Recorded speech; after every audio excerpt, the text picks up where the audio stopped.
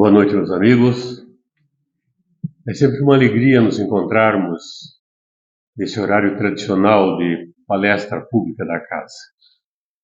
Há 41 anos, as noites de quartas-feiras são reservadas para palestra. Então, é um trabalho tradicional que, ao lado do Plantão de Passe, tem um espaço especial na programação da SER. E a cada quarta-feira, esse reencontro é uma alegria para os nossos corações, quando nos revemos, para nos debruçarmos durante uns minutos sobre os ensinamentos do Mestre Jesus. Vamos iniciar as atividades pela prece. Nosso Senhor Jesus Cristo, ao iniciarmos a atividade da noite, Senhor, que seja de gratidão a nossa prece pela oportunidade que se renova, para a alegria dos nossos corações, nesse encontro semanal de estudo e de confraternização de todos nós que aqui vimos em busca dos ensinamentos, de uma palavra amiga, principalmente desse ambiente de paz e de fraternidade que a espiritualidade nos propicia. Envolvidos nesse clima de tanto amor, queremos, com a palestra do nosso Armando, refletir sobre as razões da nossa vida, as razões das nossas dificuldades, a maneira de superar os nossos problemas, de enfrentar o dia a dia dos dias tumultuados desse mundo em que vivemos. Sabemos, Senhor, que nos resta, com certeza, a assistência dos amigos espirituais, trazendo-nos a força e a esperança de que melhores dias vão vir. Te rogamos, Senhor, a assistência para o nosso palestrante e para todos nós, de tal forma que a atividade cumpra o objetivo que se destina.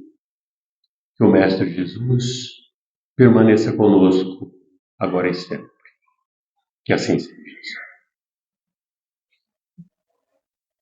A nossa casa tem uma programação que começa para o público às terças-feiras, numa atividade de confecção de enxovais à tarde, e que também, durante essa atividade, é desenvolvido um evangelho no lar para as senhoras, principalmente um grupo composto por senhoras, que ali vem dar a sua colaboração e também participar dessa atividade doutrinária. Às quartas-feiras nós temos essa palestra e os cursos do ESD, do Estudo Simplificado da Doutrina Espírita, e também outros correlatos com relação, de acordo com o nível das turmas que se formam. Igualmente aos sábados à tarde, a partir das 14h30, também temos atividades tanto do ESD quanto do IOB, que é o estudo das obras básicas, em grupos separados. Os que tiverem interesse em participar de grupos de estudos podem registrar o seu nome na secretaria, na livraria, para participar então desses grupos de quartas e sábados. Terça-feira também temos um grupo do IOB. Além dessas atividades, a casa mantém, como eu disse, desde sua fundação, um plantão do passe, que é aos sábados, a partir das 17h30. Nesse espaço, nesse horário, é também oferecido, eventualmente, se houver necessidade, de um atendimento fraterno às pessoas que necessitem. Essa, então, é a programação da SER. Nós queremos dizer que a palestra dessa noite está a cargo do nosso querido Armando Menezes, essa figura trabalhador da doutrina espírita que desenvolve suas atividades profissionais em Belém do Pará, como prático de navios, mas que a família, com a sua esposa Cidinha e filhos, residem aqui em Curitiba, então ele vai e vem E nesse vai e vem, ele fica fazendo pregação doutrinária em Belém e região, em Curitiba e região. Então, o Armando é um trabalhador full-time em favor da doutrina espírita. E é uma alegria ouvi-lo. E essa alegria se repete mais uma vez nessa noite. Armando, por favor.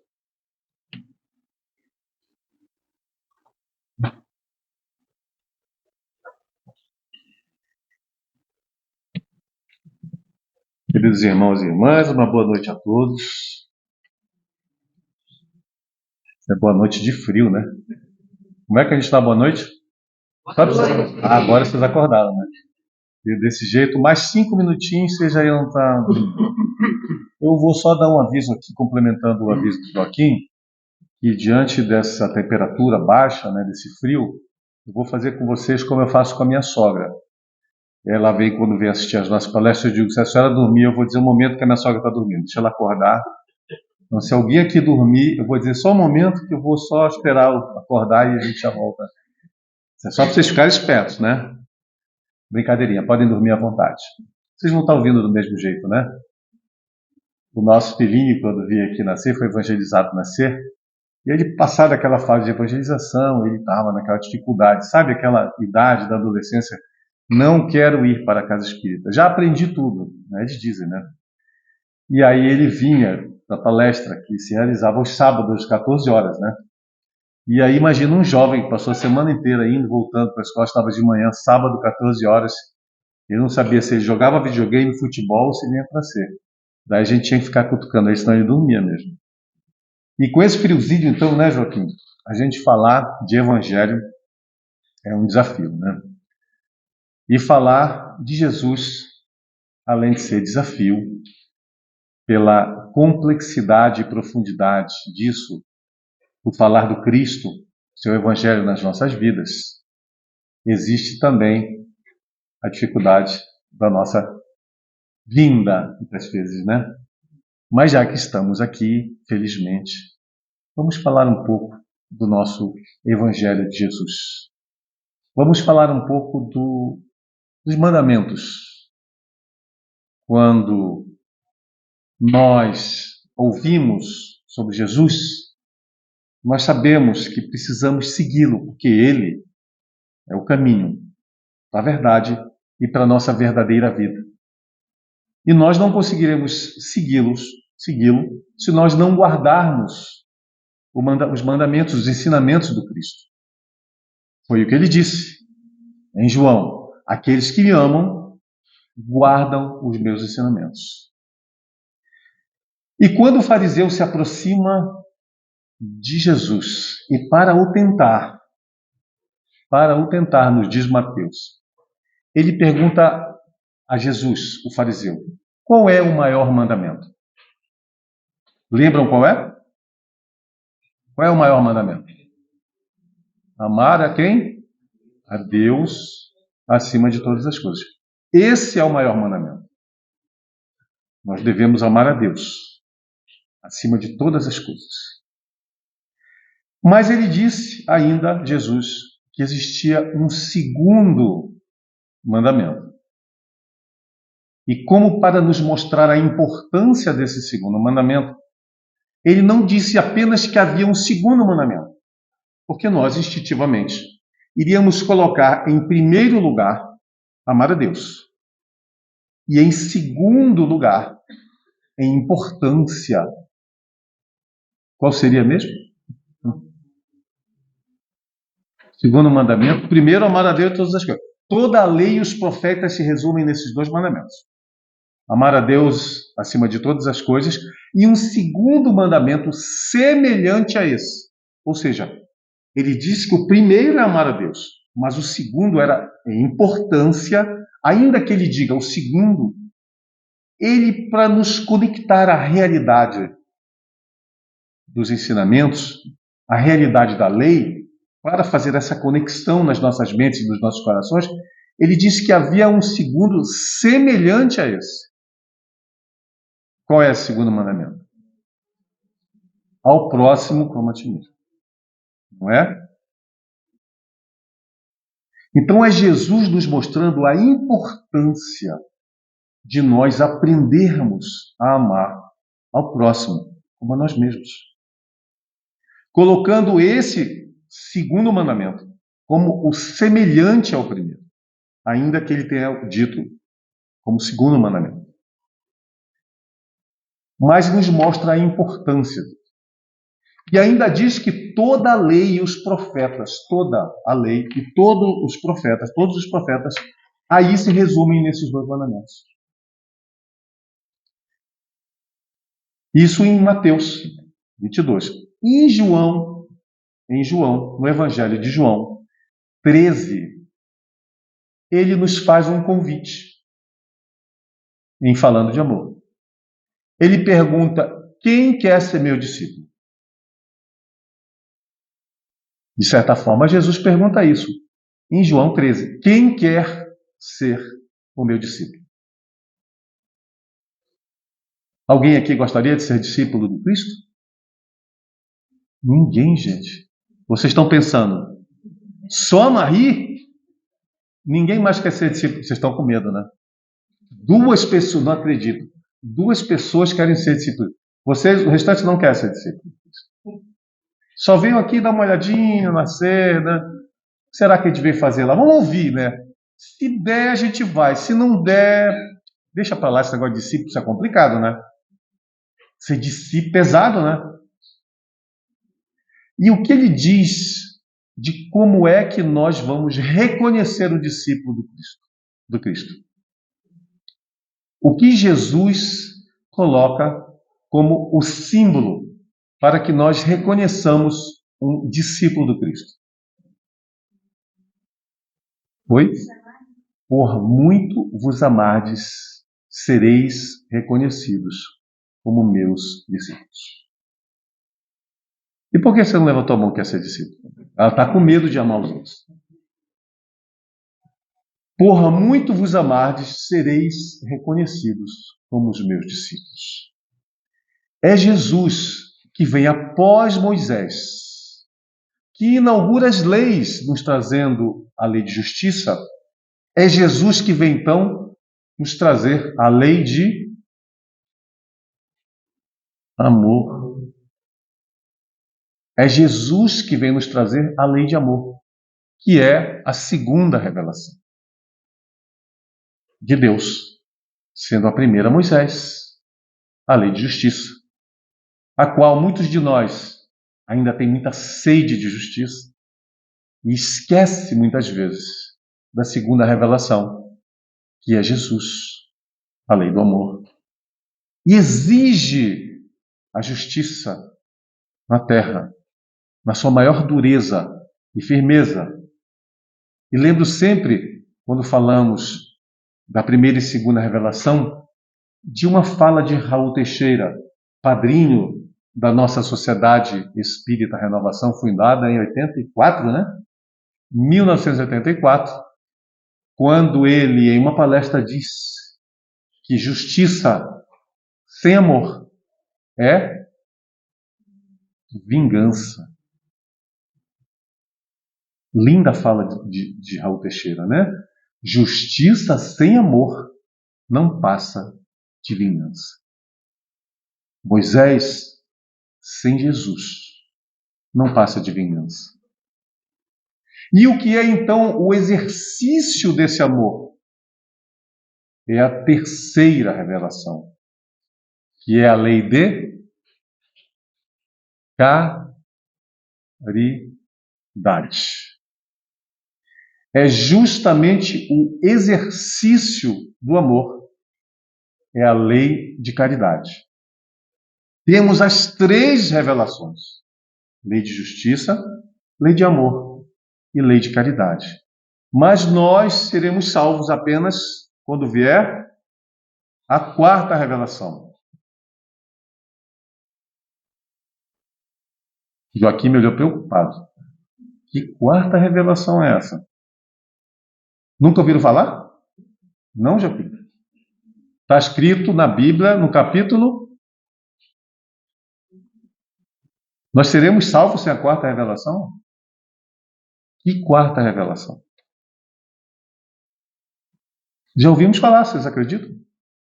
que as pessoas estão aguardando a quarta revelação, porque essas três não são lá tão suficientes, né? Ora, lei de justiça, Moisés, lei de amor, Jesus, lei de caridade, a nossa doutrina espírita. Não, está faltando mais um complemento. Quando vier a quarta, aí sim, nós então promoveremos a nossa reforma íntima. Só essas três, segundo alguns, não são bem suficientes, né? Então vamos esperar Jesus voltar. Alguns não esperam a volta do Cristo. Quando foi Ele mesmo que disse de forma tão clara que Ele pediria ao Pai e Ele nos enviaria um outro. Outro. Está João 14, muito bem descrito. Um outro Consolador, que ficaria convosco por uma encarnação. Ou será para sempre? Para sempre. E em João 16 ele diz o motivo. Ainda tenho muito a vos ensinar, mas vós não podeis suportar. Por isso eu vos enviarei, eu pedirei ao Pai e vos enviarei um outro Consolador que ficará convosco para sempre. Então temos as três revelações de Deus nas nossas vidas. A lei de justiça, a lei de amor e a lei de caridade. O que nos falta ainda para aprendermos a amar? Se a lei de caridade é justamente os ensinamentos desse novo Consolador que Jesus nos enviou para que nós exercitemos a justiça com amor. Se a caridade é mesmo a essência do exercício do amor, o que nos falta para aprendermos a verdadeiramente amar? Incondicionalmente. Não apenas aos nossos amados, mas aquele caído à beira da estrada. O que nos falta ainda? O que será que nos falta para que nós consigamos aprender a exercitar esse amor? E se a caridade é o exercício do amor, como é mesmo que Jesus entendia a caridade? Lembra da questão 886 do nosso Livro dos Espíritos? A primeira obra do Pentateuco kardeciano. O que é a caridade segundo entendia Jesus? O que é mesmo? Benevolência, indulgência e perdão. Benevolência com quem? Com os meus amados em casa, certo? Não? Com quem mais? Com todos. E o perdão? Quantas vezes? 7 vezes 7 ou 70 vezes 7? 70 vezes 7 vezes. Jesus responde a Simão Pedro, né? 70 vezes 7 vezes. Numa metáfora que significa o infinito. 70 vezes 7 vezes. Perdoar. Se a caridade tem na sua essência a benevolência, a indulgência e o perdão, o perdoar é uma forma de amar? A quem? Ao próximo, né? Só? A Deus também, né? A quem mais? Nós mesmos. E por que tanta dificuldade? Porque todas as vezes que conversamos, especialmente nos atendimentos fraternos, mas você não tem ideia da dor que ele, que ela, o meu parente, o meu amigo, o meu colega de trabalho, fez ao meu coração.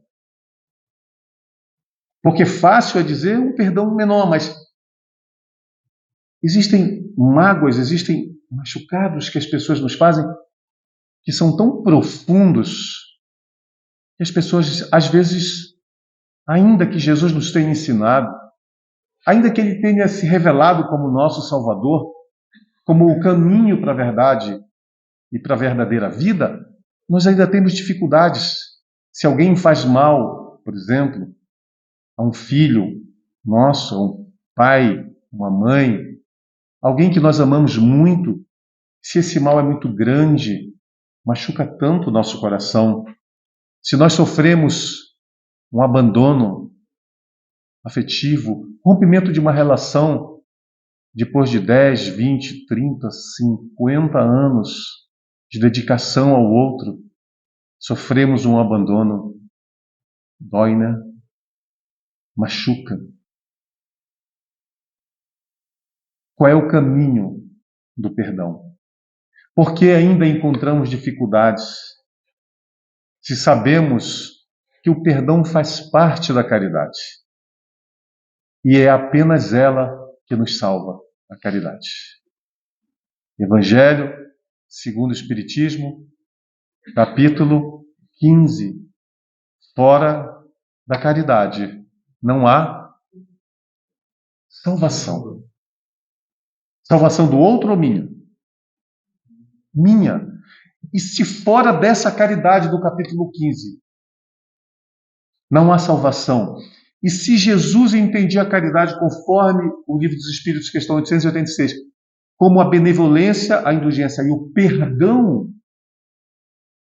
como nós colocamos a nossa dor, por mais profunda que tenha sido a ferida que o outro nos cause, como nós colocamos essa dor acima do nosso desejo de salvação?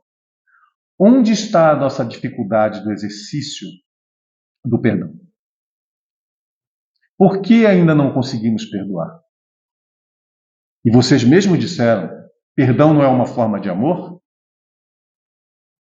E a terceira revelação não é a essência do amor, da vivência do amor? A lei de caridade não é a essência da vivência do amor que Jesus nos trouxe? Onde está essa dificuldade? Nós podemos dizer, talvez, que a benevolência, ainda que seja feita a todos, e o perdão, ainda que praticado, nos menores atos, eles não se sustentem sem a indulgência. E se nós olharmos o significado da indulgência, nós veremos que é apenas uma predisposição ao perdão. Mas nosso amado, que muitos aqui conhecem, e que, por sinal, há alguns dias atrás, manifestou-se aqui nessa casa abençoada, o nome dele é André Luiz, ele nos trouxe uma definição belíssima sobre indulgência, que é a compreensão de que os atos, as manifestações dos outros, nossos irmãos, não são contra nós, mas apenas a manifestação atual do estágio intelecto-moral do nosso irmão. Não é para nós. Não é uma exclusividade nossa ser machucado por alguém. É apenas a manifestação dele ou dela do atual estágio evolutivo intelecto-moral. E nessa compreensão, quando eu olho o meu irmão cometendo algo que possa machucar o meu coração, e eu entendo que apenas a manifestação do atual estágio intelectual e moral dela, eu passo a compreender. E essa compreensão nos tira, nos arranca da mágoa, do ódio, para a compaixão. Porque é quando então eu olho o meu irmão e digo, meu Deus, você ainda foi capaz de fazer isso comigo. Você ainda foi capaz, depois de tantos anos, por exemplo, de me abandonar. O quanto você terá que passar ainda para que tenha ideia do quanto esse comportamento pode machucar as pessoas. É a compaixão. E sem a compreensão do significado da indulgência, nós vamos dizer, é difícil. É muito difícil. Talvez essa dificuldade do exercício desse amor ao próximo já comece por nós mesmos dizendo: é difícil. Ah, isso é difícil. Nesse estágio, a vivência desse amor é difícil, mas eu não sou Jesus. Eu não sou Chico Xavier. Eu não sou Divaldo Raul. Eu não sou São Francisco de Assis. Eu não sou São Luís. Eu não sou a Madre Teresa. Como se Jesus tivesse enviado os seus mensageiros para que nós os mitifiquemos, ao invés deles, todos esses mensageiros, nos servirem de exemplos de que sim, nós também podemos. Então, todos nós precisamos perdoar? Sim ou não? Sim? Todo mundo? Todos nós? Não. Depende do nível de consciência, mas precisamos, esses que ainda não têm um nível de consciência, que necessitamos perdoar, eles não perdoam porque não têm consciência. Mas quem tem a consciência da necessidade do perdão, todos precisam perdoar? Eu me recuso a perdoar. Eu não perdoo. Só perdoa quem se ofende. Quem se ofende. Quando nós entendemos o amor que Jesus nos trouxe, nós não precisamos mais perdoar. Porque Jesus falava a um pescador rude, que se transformou no baluarte da igreja. No início, o Simão se transformou na pedra angular do início do cristianismo na Terra. Mas era um pescador rude antes de encontrar Jesus. Ele falava para Simão Pedro, que cortara a orelha do soldado que capturava Jesus. Tão rude era Simão Pedro. Mas quando nós entendemos o amor de Jesus, nós sequer precisamos perdoar. Porque imediatamente, quando sentimos esse amor, nós compreendemos. Nós temos compaixão. São caminhos distintos. E o que nos separa tanto da vivência desse amor? Precisaríamos nós, na primeira prece que Jesus foi convidado a nos ensinar, o que ele diz sobre o perdão? Então a prece seria: perdoai as nossas ofensas. Para quê? Quem ele coloca na frente? As nossas ofensas ou a dos outros? Ele nos ensina sobre o perdão, nos lembrando de que precisamos de perdão. Nós pedindo perdão. Perdoa-nos, Pai. Assim como nós perdoamos a quem nos ofende. Antes de falar do nosso perdão ao próximo, ele nos lembra que nós precisamos de perdão. Não é? Assim que Jesus nos ensina, já na primeira prece. Na oração dominical. Que nós até imaginamos que podemos fazer ao domingo, né? Porque dominical, Dominus, Senhor. Que vem do Senhor. Então é a oração que vem do Senhor, de Jesus. Que é assim como os discípulos o chamavam. Senhor. Então é a oração que vem de Jesus, nos ensinando primeiro que nós precisamos pedir perdão das nossas ofensas. E Jesus, no seu messianato, ele sempre nos ensina o que fazer, nos mostrando a recompensa. Perdoa-nos para que sejamos perdoados. Bem-aventurados os misericordiosos, porque obterão misericórdia. Os brandos, porque obterão a terra. Os pacíficos, porque serão chamados filhos de Deus. Os pobres de espírito, os humildes, porque verão a Deus. Em tudo, Jesus nos ensina a recompensa. Se olharmos a estrutura do nosso Evangelho segundo o Espiritismo, nos primeiros capítulos, Jesus já veio dizer quem era ou quem é Jesus. Eu não vim destruir a lei. Mas do segundo em diante, ele já fala dessas recompensas. O meu reino é desse mundo. Não é esse o segundo capítulo? Só para ver se vocês estão acordados. O meu reino é desse mundo, foi isso que ele disse? O meu reino não é desse mundo. E o terceiro? Há muitas moradas. Ele já fala das recompensas, mas ele nem me ensinou o que eu tenho que fazer para acontecer esse reino dos céus. Ele só diz que ele não veio destruir a lei, que realmente ele é o que os profetas anunciaram no primeiro capítulo. No segundo, ele avisa, o meu reino não é aqui.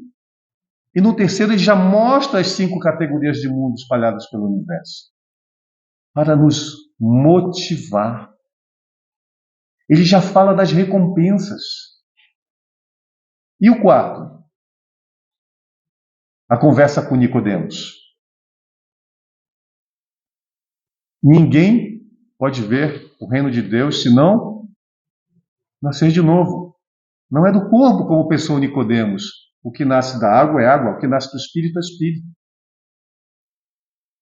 É o encontro da justiça de Deus com as nossas vidas. É a reencarnação. E o quinto? Bem-aventurados os aflitos. E já fala das recompensas. O bem e o mal sofrer. E logo em seguida, vem o Cristo Consolador.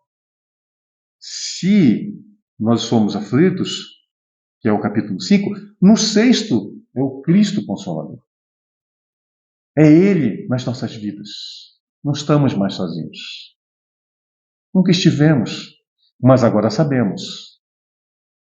E é no 7º, a partir do 7º, é que Jesus discorre sobre as bem-aventuranças. E em cada uma delas, ele fala da recompensa. No 7º, bem-aventurados os pobres de espírito, os humildes, porque verão a Deus. Nós veremos Pai, a Deus, a luz, o Criador.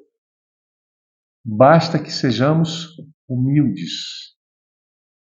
Ou os puros de coração.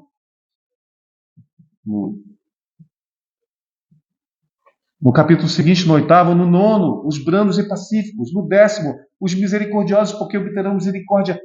Em tudo, Jesus nos oferece a recompensa. É o sermão da montanha, descrito no capítulo 5 de Mateus, que muitos dizem que se todas as escrituras se perdessem e sobrasse apenas o sermão da montanha, nós estaríamos salvos. E lá no Sermão da Montanha, Jesus nos oferece a recompensa. A recompensa por nós seguirmos aos seus ensinamentos. E a essência do ensinamento de Jesus é o amor. Por que dizemos que é tão difícil? A essência do ensinamento do Cristo é o amor. E nós, para exercitarmos esse amor, é apenas isso que nos salva. E o que nós dizemos? Difícil. Não estou conseguindo. Na próxima encarnação, ou naquela que eu gosto de falar, né, Joaquim? Nós ainda temos, para a nossa redenção e libertação da matéria da Terra, nós temos aquelas 2.795,7 vezes 7 encarnações. para podermos nos libertar. Só faltam 2.597,5. Lembra onde está escrito isso? Onde?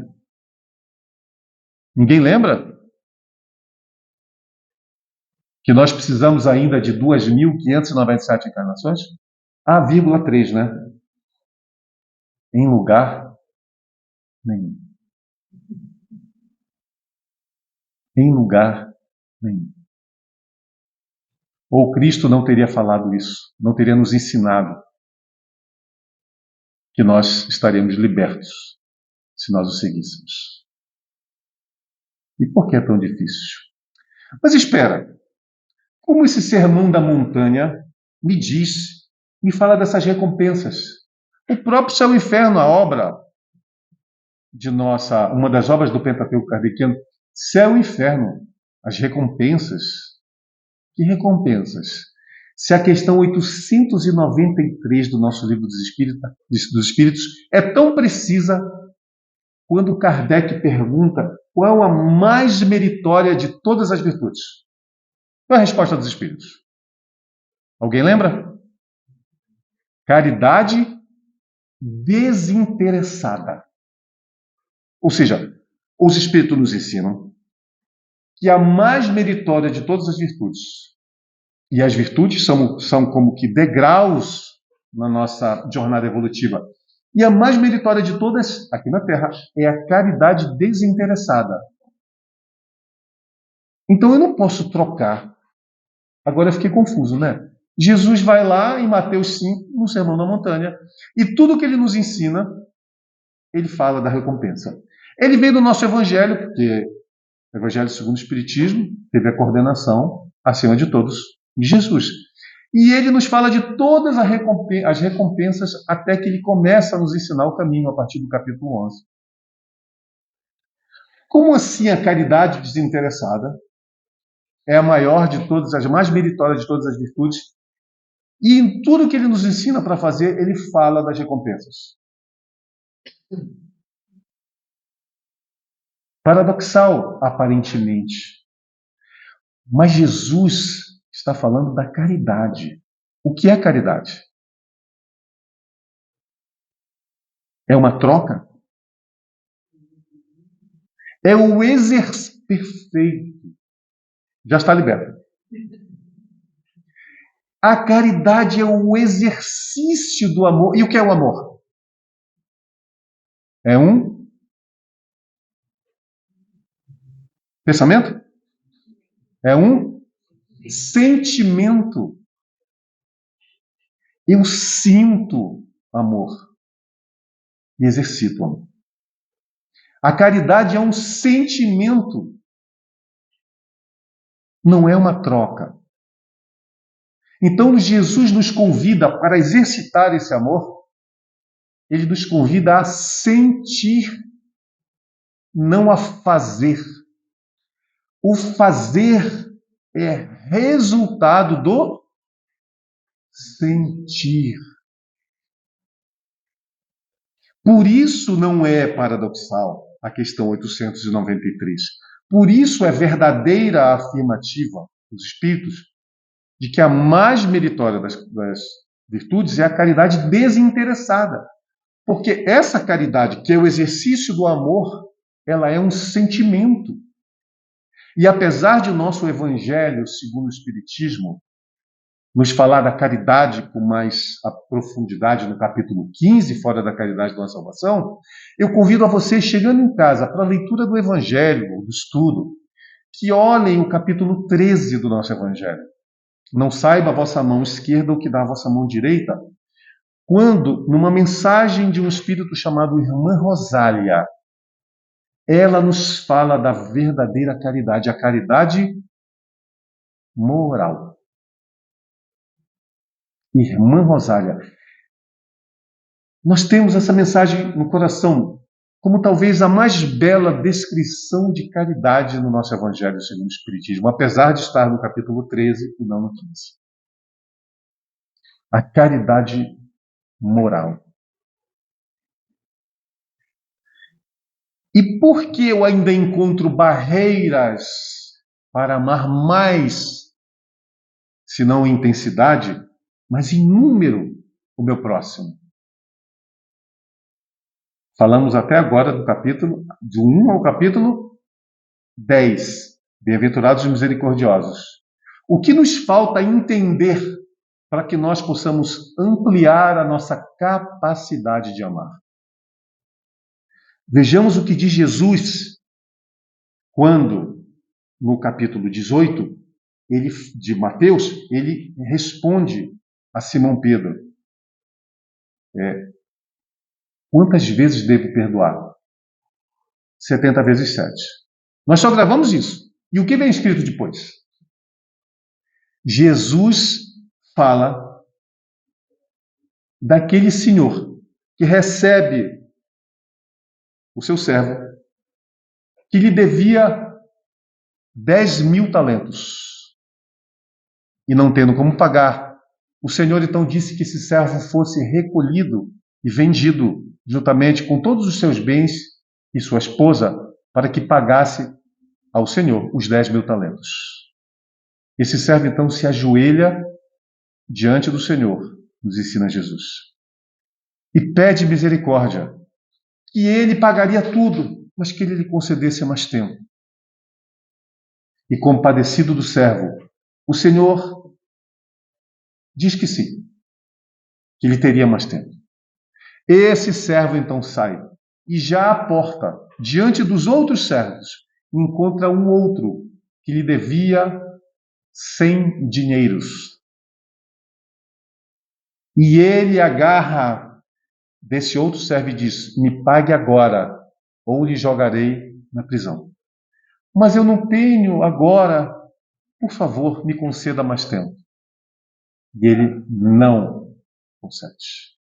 Os outros servos, nos diz Jesus, vendo isso, foram até o Senhor e comunicaram o que havia passado. E esse Senhor chama novamente esse outro que ele havia concedido tempo e lhe diz: mau servo, por que não fizeste com o outro o que eu fiz contigo? Por que não fizestes a ele o que tu me pedistes? Evangelho segundo o Espiritismo. Bem-aventurados os misericordiosos, porque obterão misericórdia. É Mateus no Sermão da Montanha nos ensinando. Por isso, amados, o capítulo 11. Amai ao próximo como ao próximo. Será que eu confundi, Joaquim? Amai ao próximo como o próximo? Esqueci. Será que seria isso? É amar o próximo como a ti mesmo. E onde está esse amor? Onde está esse amor por mim mesmo? Se Jesus disse que eu deveria amar o próximo como a mim mesmo, onde está o amor por mim?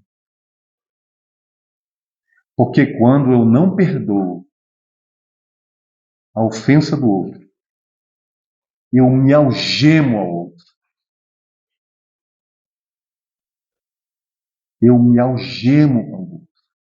E eu mostro que não sou capaz de me perdoar.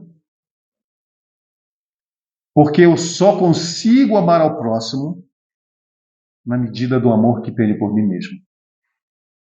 E se eu não consigo perdoar e me algemo a um irmão ainda em tão alto grau de desequilíbrio, pois que me ofendeu daquela forma, me abandonou, ou fez um grande mal a mim, eu estou mostrando a mim mesmo, eu não me amo. E me acorrento a ele. Onde está o entendimento nosso da frase do Cristo?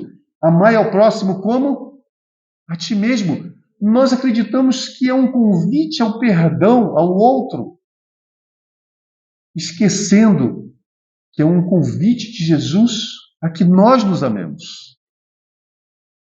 Amai ao outro como a si mesmo. em todos os aspectos da vida. O que é esse amor a nós mesmos? Eu não consigo amar ao meu próximo se não amar a mim mesmo. Quanto mais eu me ame, mais eu consigo amar ao próximo. E quanto mais eu consigo amar ao próximo como resultado desse amor em mim, mais eu consigo amar a Deus. É a trindade indissociável do amor a mim mesmo, ao próximo e a Deus. É esse amor que nós precisamos exercitar. Para nós mesmos.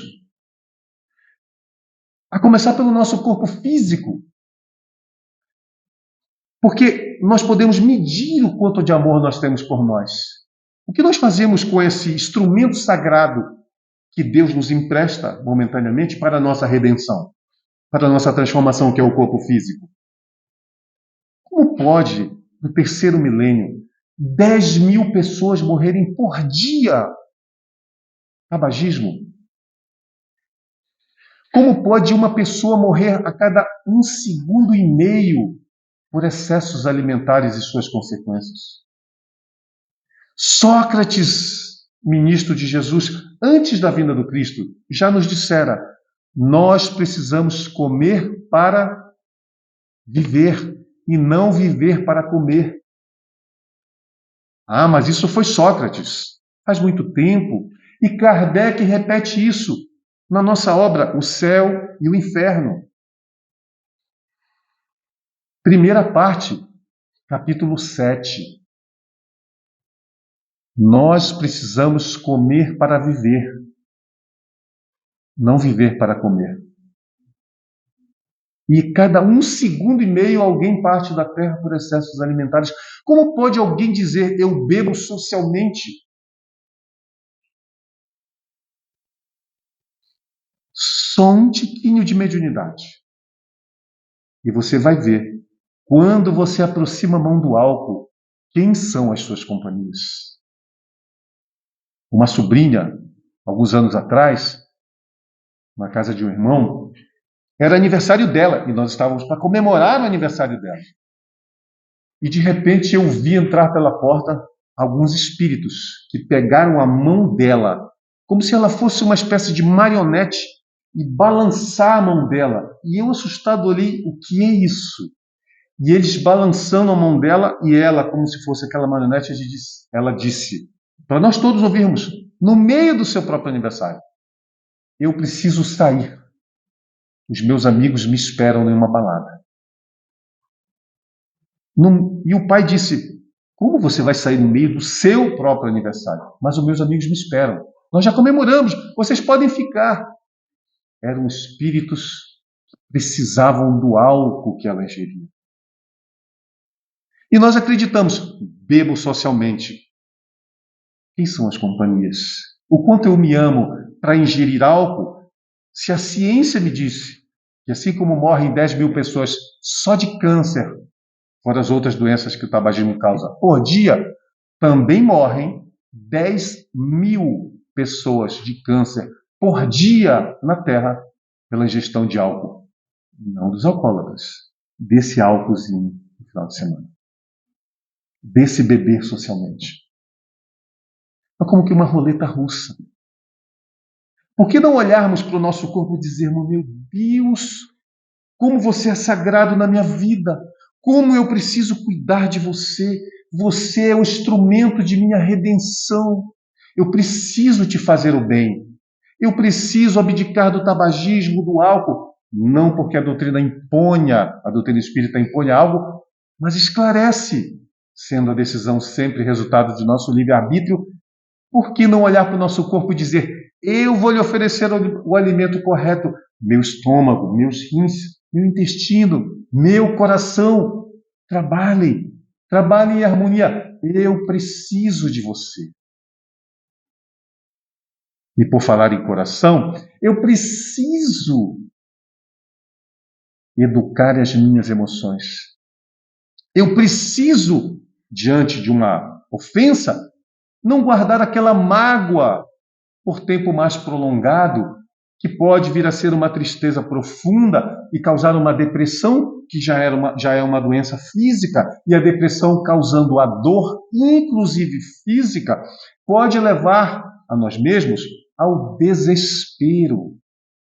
E desse desespero, por acreditar que essa dor física e emocional não passe, vem quantas vezes aqueles espíritos inferiores e nos inspiram a ideação suicida. Na ilusão de que, matando o corpo físico, eu estarei livre de todos os problemas que a Terra me oferece. Invigilantes, desde o começo, com as nossas emoções. O amar a si mesmo é o começo, é a pedra angular, assim como foi Simão Pedro para a igreja. O amar a si mesmo, esse convite de Jesus, é o início da nossa libertação. Quanto mais olharmos para nós mesmos, quanto mais escolhermos o que vamos fazer com os nossos corpos físicos, quanto mais escolhermos quais emoções eu darei vazão, sabendo que a tristeza, por exemplo, é natural.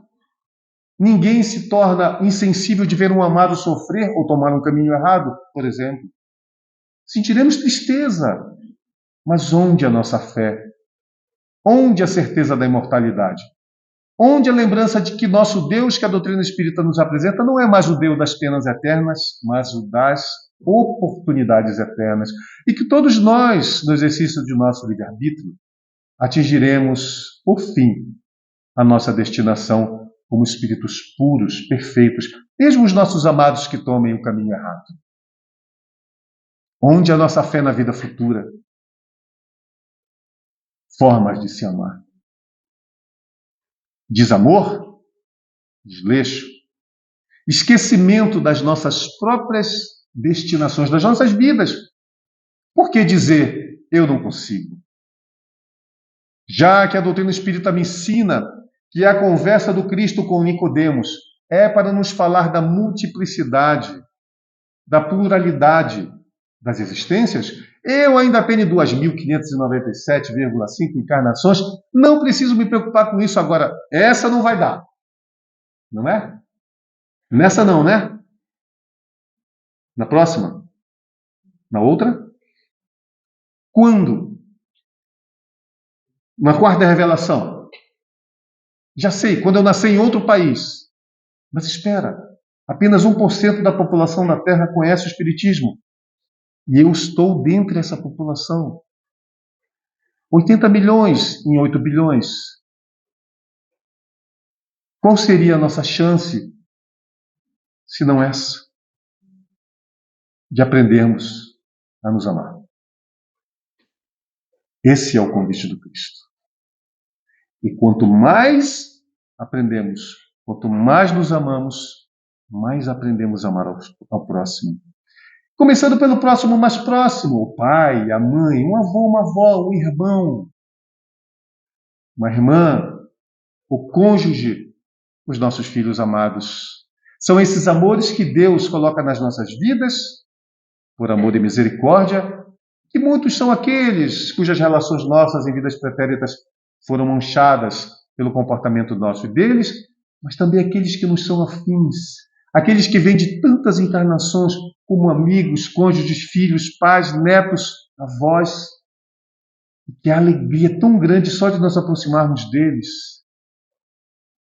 E quando sentimos esse amor, e temos certeza deles, muitas vezes quando os nossos amados partem, e nós sentimos uma dor absolutamente dilacerante nos nossos corações. E às vezes até nos entregamos à tristeza e à depressão, acreditando que a dor pode nos matar, esquecendo-nos que se essa dor existe, é porque ela nasceu de um amor e da dor da separação. E então, quando nós aprendemos a amar desse tamanho, que nós daríamos as nossas próprias vidas pelos nossos amados, é quando Deus diz, filho, aprendestes a amar. E nós então teremos sede da eternidade. E buscaremos ser cada vez melhores, porque Platão, também ministro do Cristo, foi ele que nos ensinou que a forma mais bela, mais eficiente, mais verdadeira de manifestar o nosso amor ao outro, aos nossos amados, é a nossa própria iluminação, que começa nos amando, acreditando em nós mesmos, que não é na próxima e nem na encarnação de número 2597,3 a partir de agora, que encontraremos a nossa redenção, que aprenderemos a nos amar, mas é nessa encarnação, hoje. Esse é o convite de Jesus. Esse é o convite da doutrina espírita. A que possamos nos amar e em nos amando, em estabelecendo essas ligações com os nossos amores, já de tantas encarnações, porque sei que cada um de vocês, no coração de cada um de vocês aqui, encarnados e desencarnados, mora alguém lá no fundo, ou muitos, até que um dia aprendamos a amar todos, tão grande, ainda que não tenhamos o mesmo nível de afinidade, mas de um amor tão grande quanto aqueles que nós amamos. E é em nome deles, desses nossos amores, que temos certeza que vocês já aprenderam a construir, e que está aí dentro do coração de vocês, é que mais uma vez lembramos do convite do Cristo. Acreditem em vocês. Amem-se. Que Jesus nos abençoe o propósito de segui-lo, de guardar os seus mandamentos, e especialmente o nosso propósito de nos encontrarmos mais uma vez aqui na nossa Sociedade Espírita Renovação, esse verdadeiro farol de luz e oportunidades que o Cristo nos oferece nas nossas vidas.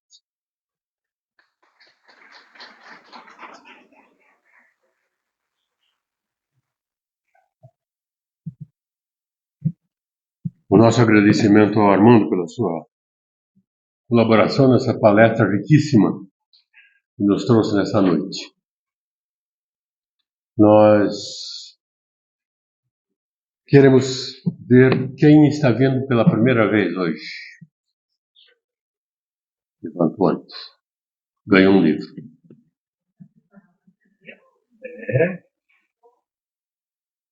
Ele tanto citou o Evangelho.